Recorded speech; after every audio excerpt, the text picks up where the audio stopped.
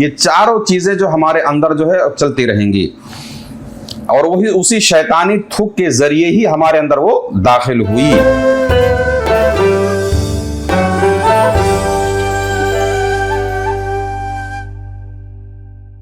بسم اللہ الرحمن الرحیم۔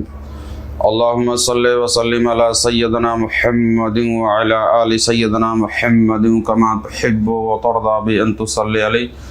صلی اللہ تعالی علیہ وسلم۔ انا کی آگ حضرت آدم علیہ السلام میں کیسے داخل ہوئی اور کیسے ان کی تمام نسلوں کے اندر، ان کی اولاد کے اندر یہ پھیلی، اس کی شروعات کہاں سے ہوئی، اس پر ہم انشاءاللہ تعالیٰ غور و فکر کریں گے۔ جیسا کہ آپ لوگ جانتے ہیں کہ جب اللہ تبارک و تعالیٰ نے حضرت آدم علیہ نبینا علیہ الصلوۃ والسلام کی تخلیق فرمائی، آپ کو پیدا فرمایا، آپ کے مجسمے کو بنایا، اور اس کے اندر اپنی روح اللہ تبارک و تعالیٰ نے داخل فرمائی۔ اس کے پہلے کے واقعات ہم نے عرض کیے ہوئے ہیں۔ تو جب آپ کے اندر روح داخل ہوئی، حضرت آدم علیہ السلام چلنے پھرنے لگے، ایک دن آپ نے عرش اعظم پر یہ کلمہ طیب لا الہ الا اللہ محمد الرسول اللہ صلی اللہ تعالی علیہ وسلم لکھا ہوا دیکھا۔ کلمہ طیب کے اندر اللہ تبارک و تعالیٰ کی وحدانیت کا جہاں ذکر ہے، اسی کے اندر اس کے محبوب صلی اللہ تعالیٰ علیہ وسلم کا نام نامی، اس میں گرامی بھی آپ نے لکھا پایا۔ تو حضرت آدم علیہ السلام نے اللہ تبارک و تعالیٰ سے عرض کیا، بار الہ تو وحدہ لا شریک ہے،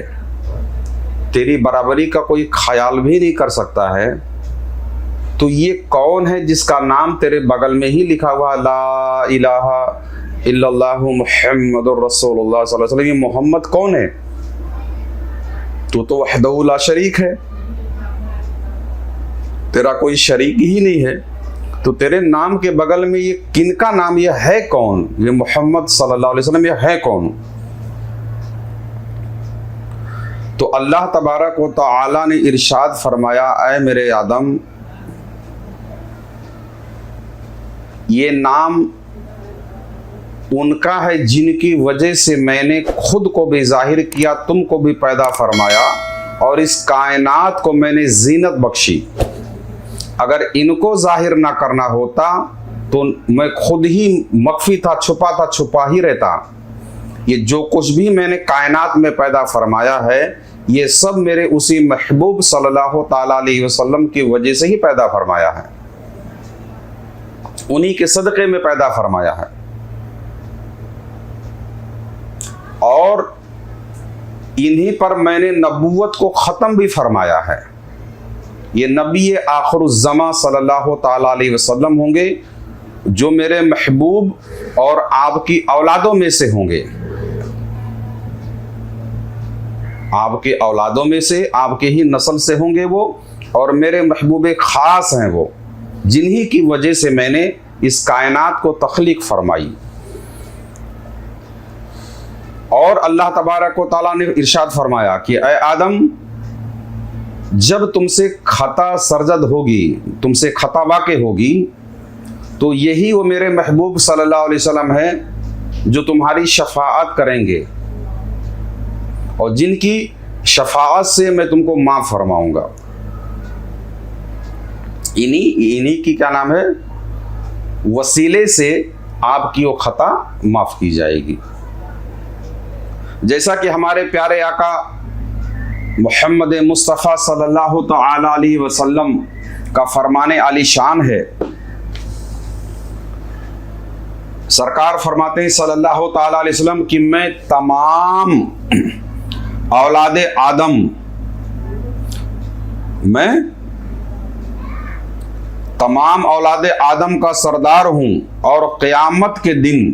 یعنی جتنے بھی آدم علیہ السلام کی اولادیں ہوں گی قیامت تک، حضرت آدم سے لے کے क़यामत तक जितनी भी औलाद होगी सब का मैं सरदार हूँ। मफ़हूम है ये। और क़यामत के दिन शफ़ाअत का झंडा मेरे ही हाथ में होगा। तमाम अंबिया और मुरसलीन, शुहदा व सालिहीन, औलिया, सूफिया सब मेरे झंडे के नीचे जमा होंगे, यानी तमाम मेरे झंडे के ही नीचे जमा होंगे, मैं सबका सरदार हूं। इसमें समझने की बात, अहम बात यह है कि जब हजरत आदम अलैहिस्सलातु वस्सलाम ने जब ये सुना अल्लाह तबारक व तआला का ये कलाम कि ऐ आदम तुमसे खता सरजद होगी और यही क्या नाम है मेरा महबूब जो तुम्हारी औलादों में से होंगे, तुम्हारी शफाअत करेंगे, उन्हीं की दुआओं और उन्हीं की क्या नाम है वसीले से मैं तुम्हारी उस खता को माफ़ करूँगा। तो हजरत आदम अलैहिस्सलातु वस्सलाम ने जब ये सुना कि मेरी औलाद में से एक शख्स मेरी शफाअत करेगा, इस बात पर हजरत आदम अलैहिस्सलातु वस्सलाम ने कहा कि ताज्जुब है। हजरत आदम अलैहिस्सलाम ने अर्ज़ किया कि ताज्जुब है कि बेटे को बाप का शफी बनाया जा रहा है। हजरत आदम अलैहिस्सलातु वस्सलाम ने कहा ताज्जुब है, आपने ताज्जुब जाहिर किया कि एक बेटे को बाप का शफी बनाया जा रहा है। अब यही जो इसके पहले वो जो वीडियो हमने बनाया आप लोगों के लिए, उसके अंदर ये जो बात मैंने कि जब आदम अलैहिस्सलातु वस्सलाम को अल्लाह तबारक व तआला ने तख्लीक फरमाई है ना,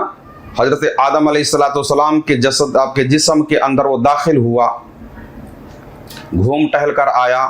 जब बाहर आया तो उसने कहा कि इसके अंदर कोई ऐसी खास चीज़ नहीं है और इसके अंदर अब क्या नाम है, और इनके हजरत आदम से लेके इनकी औलादों तक, इनकी नस्लों तक के ये चीज़ जो है मेरी फैलती रहेगी, क्योंकि इनके अंदर नफसानियत और जो मुतज़ाद अनासिर से अल्लाह ताला ने हजरत आदम को बनाया है, यही जो का नाम मुख्तलिफ अनासिर जो एक दूसरे की ज़िद है, अपोजिट है,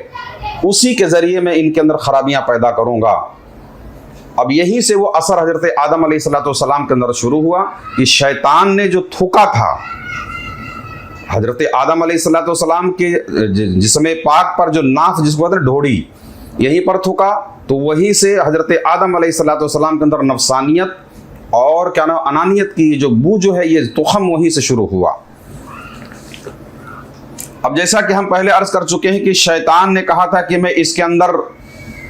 थूक के असर से, जो मैंने थूका है, जो शैतान के अंदर जो नफ्स थी, वही नफसानियत के गाना में थूक के जरिए शैतान ने दाखिल किया हजरत आदम अलैहिस्सलातु वस्सलाम के अंदर, और मुतज़ाद अनासिर को, यानी इसी नफ्स के जरिए जो इसके अंदर जो का नाम है मुतज़ाद अनासिर हैं, जो मुख्तलिफ अनासिर से जो आदम अलैहिस्सलाम बने हुए हैं, इनके का नाम है उन अनासिर की खामियों को मैं उभारूंगा। समझ में आया? यहाँ से थूक का असर शुरू होना, यानी थूक का जो असर है वो उसका जहर जाहिर होना शुरू हुआ। यानी आदम अलैहिस्सलातु वस्सलाम ने यह अर्ज किया कि बहरहाल की ताज्जुब है कि एक बेटे को एक बाप का शफी बनाया जा रहा है। ये यानी एक तरह की ये बातें वहीं से शुरू हो रही है, यानी उस शैतानी थूक के असर से हजरत आदम अलैहिस्सलातु वस्सलाम के अंदर नफसानियत और अनानियत की आग भड़क उठी है ना। हजरत आदम अलैहिस्सलातु वस्सलाम के अंदर उसी थूक के असर की वजह से अनानियत और नफसानियत की जो आग भड़क उठी और नफ्स की तुखमरेजी यहीं से शुरू हुई, यानी नफ्स जो है वहीं से दाखिल हुई और उसने नफ्स जो नफसानियत दाखिल हुई वो थूक के जरिए, तो जो मुतज़ाद जो कई अनासिर आतिशाब बादखार जो 4 अनासिर से हमारा जिस्म बना हुआ है, इसके एक एक अनासिर से एक एक क्या नाम है उसकी बुराइयां खामियां जो है जाहिर पैदा होना शुरू हुई, यानी बढ़ना शुरू हुई। यानी एक तरह से जो अनासिर की खामी थी, आतिश की खामी, इसके अंदर एक कमी है ना। आग का काम है जलाना, हसद आग का काम है। मिट्टी का असर बुखल है, बखालत है, कंजूसी है। तो जो जो अनासिर थे वो शैतान के थुक से वो परवान पाना शुरू करी, यानी उसने का नाम है एक तरह से तनावर दरख्त बनना शुरू हुआ। हसद, किब्र, तमा और हिर्स वगैरह वगैरह इसके औसाफ हैं, नफ्स की जो सिफतें हैं, ये इनके औसाफ से नफ्स का ये जो पौधा जो है वो मुकम्मल जो है यहाँ से तवानाई उसने हासिल शुरू किया, परवान चढ़ना शुरू हुआ। ان خرابیوں میں سے ایک خرابی یعنی نفس کی کیا نام ہے، نفس کی پرورش سے اور عناصر کی خرابیوں میں سے ایک خرابی جو ہے جس کو کہتے ہیں ہرس، ہرس بھی وہاں سے پروان چڑھی، اور حضرت آدم علیہ السلام یعنی اسی ہرس کی وجہ سے ہی جنت سے دنیا میں تشریف لائے۔ حضرت آدم علیہ السلام کے اندر جو ہرس ہوئی کہ میں ہمیشہ جنت میں رہوں، اور اللہ تبارک و تعالیٰ نے گیہوں کے درخت کے قریب جانے سے منع فرمایا کہ اے آدم تم اس کے قریب مت جانا۔ آدم علیہ السلام اسی ہرس کی وجہ سے کہ اگر میں یہ کھا لوں گا تو ہمیشہ جنت میں رہوں گا، ہرس پیدا ہوئی۔ اب سوچ لیں، یعنی یہ ہرس ہمارے اندر جو پیدا ہوئی وہ شیطان کے تھوک کے زہر کے اثر کی وجہ سے شروع ہوئی، اور اسی وجہ سے حضرت آدم علیہ السلام نے کیا نام ہے آپ کے اندر ہرس کی آگ بھڑکی، اور آپ کیا نام ہے جنت میں ہمیشہ رہنے کے ہرس میں آپ نے گیہوں کا چکھا کھایا، اور اسی کے نحوست کی وجہ سے آپ جنت سے باہر نکالے گئے۔ اللہ تبارک و تعالیٰ اس میں بھی بہت ساری حکمتیں ہیں، وہ بات اور ہے، لیکن یہاں سمجھانا میرا مقصد یہ ہے کہ شیطان کے تھوک سے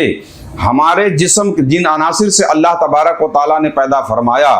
ان کی جو خرابیاں تھیں وہ پروان چڑھی، وہ عروج پہ آئیں، وہ تیز ہوئیں، انہی کی وجہ سے ہمارے اندر جو طرح کی جو کمیاں ہیں، خوبیاں ہیں، نفسانیت ہے، اسی کی وجہ سے ہے۔ اسی ہرس کی وجہ سے حضرت آدم علیہ السلام جنت سے دنیا میں تشریف لائے۔ اب بات صاف ہوگی کہ ہمارے اندر جو بھی خرابیاں موجود ہیں، یعنی ہمارے ایک انسان کے اندر جو تمام طرح کی خرابیاں ہیں، سمجھ میں آئے، ہرس ہے، لالچ ہے، طمع ہے، یہ جو تمام یہ خرابیاں ہیں اسی شیطانی تھوک کے نحوست، اسی کے زہر کا اثر ہے، جس کی وجہ سے یعنی کسی موقع کے اندر شیطان کسی چیز کو ابھارتا ہے، کبھی جو ہے حسد، کبھی ہرس، کبھی کبر، کبھی بخل، یہ چاروں چیزیں جو ہمارے اندر جو ہے چلتی رہیں گی، اور وہی اسی شیطانی تھوک کے ذریعے ہی ہمارے اندر وہ داخل ہوئی۔ یہی سے حضرت آدم علیہ السلام کی اولاد یعنی ہم سب کے اندر نفسانیت اور انانیت کی تخم ریزی ہوئی، یہ پودا پڑا اور ہمارے اندر پروان چڑھنا شروع ہوا، یعنی ہمارے اندر یہ نفسانیت اور انانیت بطور وراثت سمجھ لیجیے ہمارے اندر آئی ہے، سمجھ میں آیا، ملی ہے یہ نفسانیت۔ اسی نفسانیت اور انانیت سے پاک ہونے کے لیے، اس شیطانی تھوک کے زہر سے پاکی حاصل کرنے کے لیے صوفیاء کرام تزکیہ نفس یعنی نفس کو اس آلودگی سے، اس کثافت سے، اس شیطانی زہر سے پاکیزگی حاصل کرنے کے لیے، اس کو صاف کرنے کے لیے طرح کی ریاضات جو کرنا شروع کر دیتے ہیں صوفیاء کرام۔ سب سے پہلے تزکیہ نفس اسی لیے کرتے ہیں کہ نفس کی شکل میں ہمارے اندر یہ جو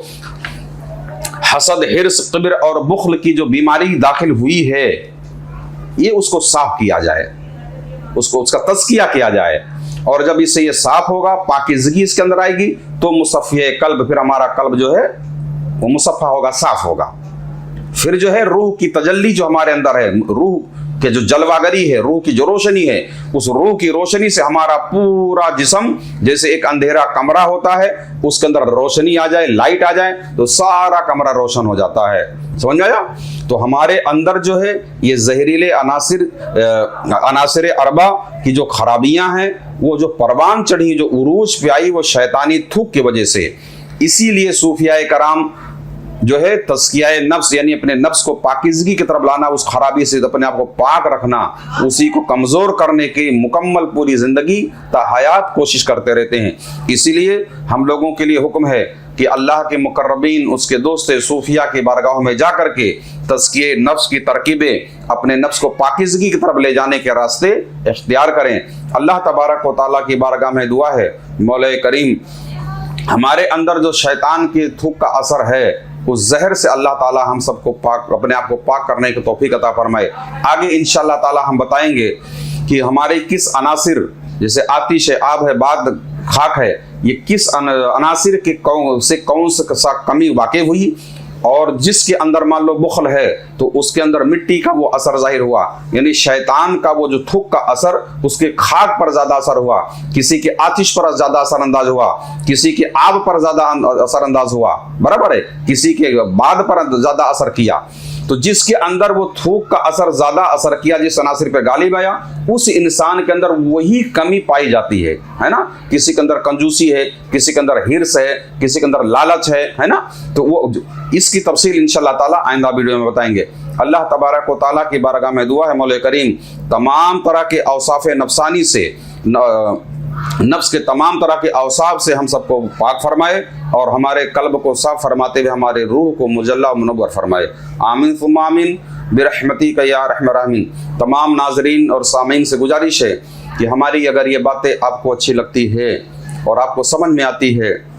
اور آپ کو لگتا ہے کہ اس سے کیا نام ہے تصوف اور کیا نام ہے ہمارے تصوف کی طرف ہمارا میلان اور جھکان بڑھے گا، تو ہماری ان باتوں کو دوسروں تک پہنچائیں اور ہمارے چینل کو بھی کیا نام ہے سبسکرائب بھی کر لیں جو لوگ نہ کیے ہوئے ہوں،